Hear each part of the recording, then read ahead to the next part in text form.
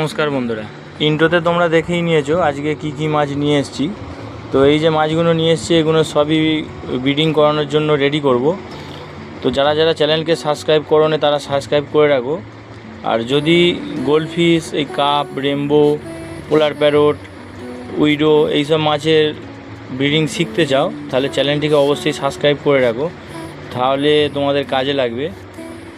তো যাই হোক, আজকে যে গোল্ডফিশগুলো নিয়ে এসেছি, দুটো নিয়ে এসেছি ট্রাই কালার পান্ডা। এই দুটোই ছিল তার কাছে। তো ইম্পোর্টেড কাপগুলো আনতে গিয়েছিলাম, সেখানে দেখলাম এই দুটো ট্রাই কালার পান্ডা আছে। আমি ওগুলো দাও, রেডি করে ওইগুলো ব্রিডিং করাবো। তো আগের ভিডিওতে তোমরা জানো যে আমি সব গোল্ডফিশগুলো বেছে আলাদা করে রেখে দিয়েছি, ডিসেম্বর জানুয়ারি করে ওই গোল্ডফিশগুলোর বাচ্চা তুলব। তো এই যে ট্রাই কালারটা দেখতে পাচ্ছ কত সুন্দর, আর একটা আছে একটু কালার কাটা, তবুও চলে যাবে। তো আমি আপাতত এইগুলো লাল গোল্ডফিশের সঙ্গেই ব্রিডিং করাবো, বসাবো একসাথে। জানি না এর বাচ্চা কী হবে, পরবর্তীকালে আমি নিজেও জানতে পারবো যে কটা কি এই কালার কাটে। তো এইগুলো দাম অনেক। তা আমি দুটো পেয়েছিলাম, সে আমাকে টাকা নেয়নি, এমনি দিয়েছিল। তো যাই হোক, এই যে চৌবাচ্চা দেখতে পাচ্ছ, এই চৌবাচ্চায় উইডোর ধাড়ি আছে।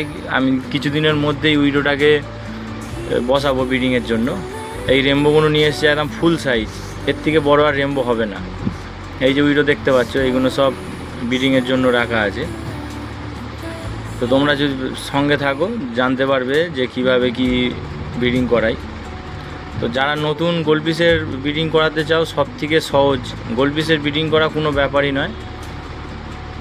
তোমরা দেখতে থাকো, যে আমি যখন ব্রিডিং করাবো তখন তোমাদের সবই দেখাবো যে কিভাবে কি করাই। এই যে কাপগুলো দেখো, এইগুলো সব ইম্পোর্টেড। এইগুলো 21 পিস নিয়ে এসেছি টোটাল। পুকুরে ছাড়বো ডাইরেক্ট।